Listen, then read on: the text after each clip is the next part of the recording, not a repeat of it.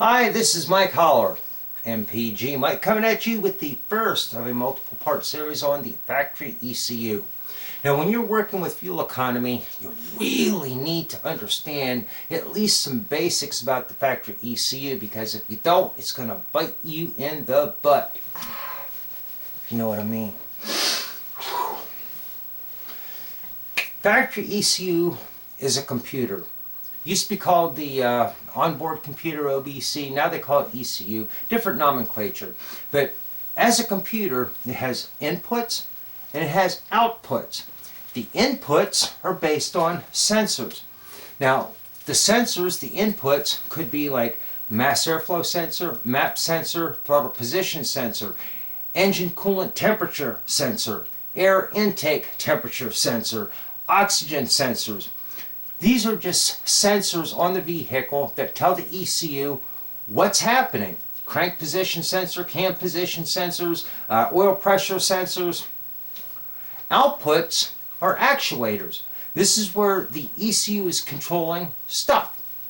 Fuel injectors, ignition coils, torque converter lockup solenoid, AC clutch, dome light, brake lights, all kinds of outputs there. So as far as fuel economy is concerned, we know that we have inputs and we know that we have outputs. But in the middle, we still have the ECU.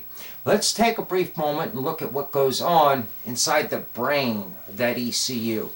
The ECU has hard tables. These are either two-dimensional or three-dimensional tables where the computer is going to look at, say, load and RPM. And based on load and RPM, the injector should deliver this much fuel. Then we have compensation factors. Now, compensation factor says that we're at 68 degrees Fahrenheit. So we're going to take a look at our XY table and we're going to say, this much fuel, but then we're going to take this number and we're going to multiply it by our compensation factor. So at 68 degrees Fahrenheit, the amount of fuel that the engine's going to need to run properly, remember we've got to pull the choke on a little bit, so the amount of fuel that the ECU will deliver is maybe a factor of 1.28361, something like that. So it takes that number that it gets from its XY table and it multiplies it by the compensation factor that it determines from the engine coolant temperature sensor. And that's how long it opens the injector. So again, hard tables, compensation factors, and then the third thing is feedback. Now this is most heavily used with the fuel delivery system. In the exhaust we have oxygen sensors. These oxygen sensors look at the exhaust oxygen, right? Now, if you have a lean mixture, you're going to have a lot of oxygen. If you have a rich mixture, you're going to have very low oxygen. There's three types of oxygen sensors that are prevalent. There's a fourth one that was used for like 2 years. We won't get into the titaniums. But you have what's called a narrowband oxygen sensor. Inside that narrowband sensor, you have two different metals, very expensive things, and in the lack of oxygen, they produce a high voltage output. In the presence of oxygen, that voltage comes down. You with me? Now they are rated, if you look up the specs, a narrowband oxygen sensor is rated as a 0 to 1 volt output sensor. In reality though, I've seen over 3 volts using a blowtorch on one. So they're capable of much, much more. And I think you'll find that, cold engine, choke is on, you'll see oxygen sensor voltages going well above 1 volt quite frequently. Second type of sensor is an AFR sensor.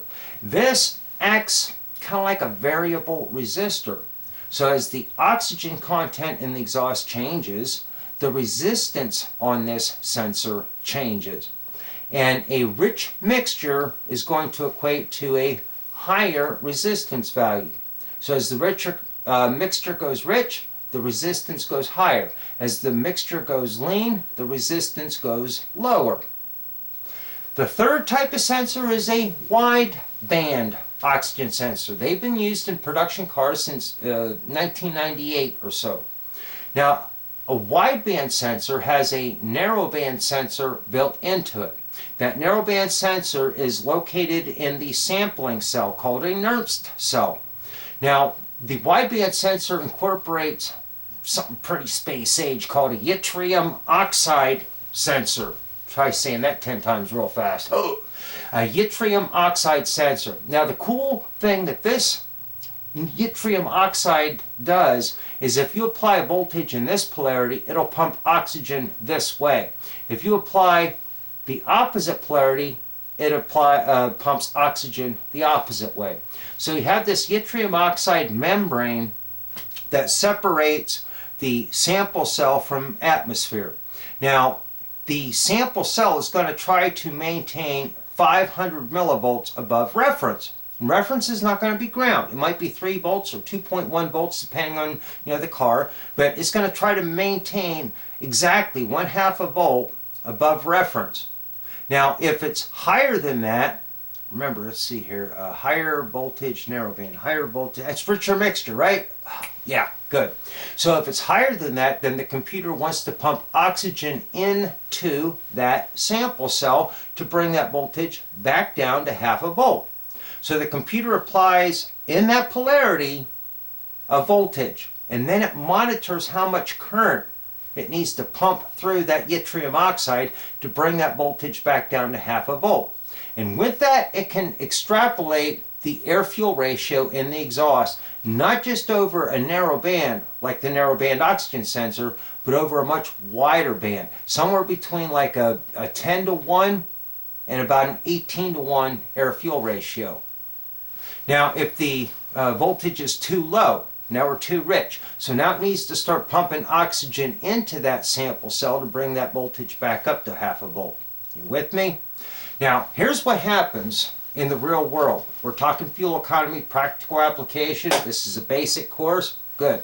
So you're watching your scan tool, and you're looking at, first of all, does it go into closed loop? Quite readily. 10 to 15 seconds, 20 seconds at the most. If you fire up an engine at relative temperatures, not dead of winter, 40 below, but relative temperatures, it should be within 20 to 30 seconds of going into closed loop at the longest. So, share a couple of stories with you here. Recently went on a field call. There was an electrical company that decided to try a product, and the product, of course, requires good functioning oxygen sensors. And the complaint was we've done the maintenance process numerous times, and we've never ever seen a gain in fuel economy. Fine, so I drove out, and I did a maintenance cleaning on the product. Yep, looked pretty clean. No arguments there. I plugged in the scan tool. I checked for hard codes. Nope, no codes found. Backed out, I went into pending codes. Nope, no pending codes. I looked at the odometer, 216,000 miles. This was a 2006 GMC pickup. Got to thinking, I wonder how the oxygen sensors are. So then I went into view data, and I started up the engine. Barometric pressure was fine. Mass airflow sensor, grams per second, looked reasonable. And I got down open loop. Looked at the oxygen sensor values. The downstream O2s were right at 4.65 volts. Downstream oxygen sensors are almost always narrowband sensors. Now, if they're not up to operating temperature, in reality they're putting out 0 volts. But that's not what the scan tool says. The scan tools say anywhere from 425 to 465 millivolts. It'll just sit there. It won't change. It won't fluctuate. It's just, that. And I noticed that the downstream O2s were like 465 millivolts, and they were hanging right there. I looked at the upstream. They were hanging around 100-200 millivolts, occasionally jump up to 5 or 6 and plunge back down again. Meanwhile, open loop. Now again, this was a 60-degree plus day. I should have seen no more than 30 seconds before this went into closed loop. 45 is being generous. After 2 minutes of watching this scan tool, it's still in open loop. I said, Mr. Customer, I think I found your lost mileage. I said, see that? It says open? I said, yeah. I said, that should have been in closed loop, 10 to 15 seconds in.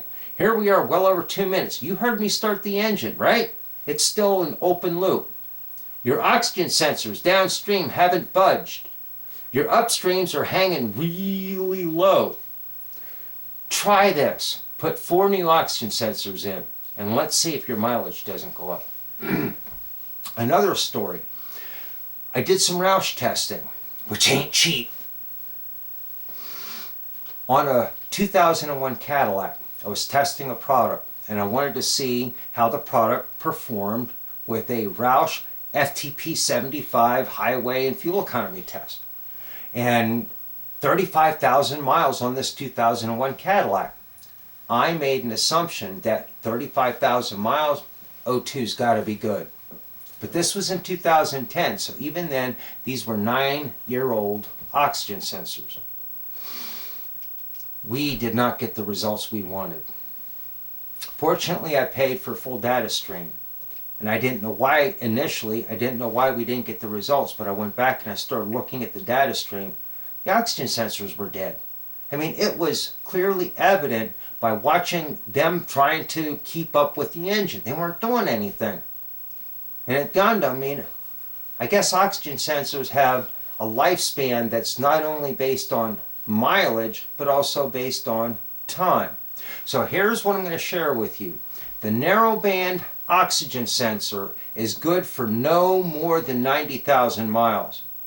It will not trip a code.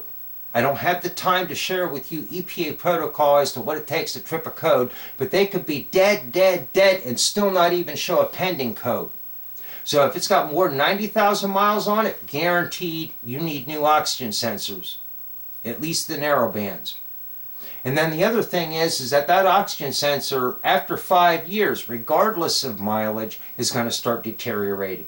So if you've got a vehicle that's 08 or older, you need new O2s in it. If you're going to do fuel economy improvements, you need to have the sensors working on your behalf, not against you. So what happens if you have a bad downstream oxygen sensor? Well, starting in 2001, the factory engineers started noticing that if they just dumped a little extra fuel, that a catalytic converter that was kind of borderline would all of a sudden start working better. So, yeah, hey, it's all about emissions, right? And we don't want to buy these things under warranty because the 96, 97, 98, most of the 99s, and even a couple of the 2000, 2001 vehicles that are manufactured, sold in the United States, the downstream O2 was just a validation sensor. Is the catalytic converter working? There was a couple of expensive recalls where catalytic converters were replaced and a whole bunch of other stuff. And then the engineers found ways of just dumping extra fuel and they could save those catalytic converters. If they're tired, dump extra fuel, light a fire in there, and now they're working again.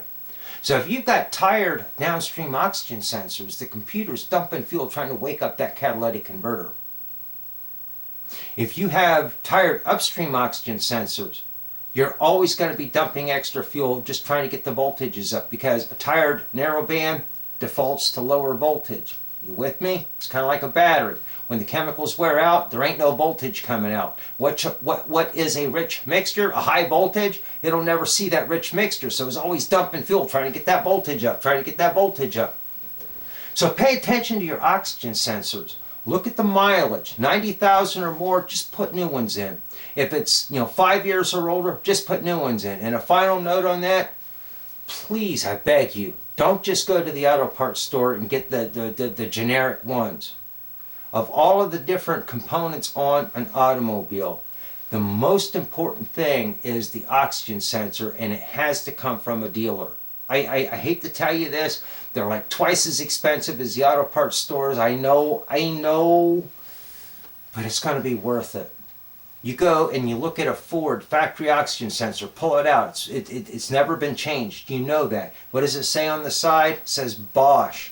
So you go to Advanced Auto Parts and you say, what do you got for oxygen sensors? And they say, we got Bosch. And you're like, well, that works out, factory equipment, right? No. Because the auto parts store, upstream, downstream, same part number. Go to the dealer, upstream, downstream, different part numbers because the calibrations are different. And the aftermarkets are not calibrated. They're generic sensors. So that's about it for this time around. We're going to revisit the ECU because there's still a whole lot to talk about. But please understand, you're not going to see mileage gains with dead O2s. Catch you next time, and I'm rooting for you.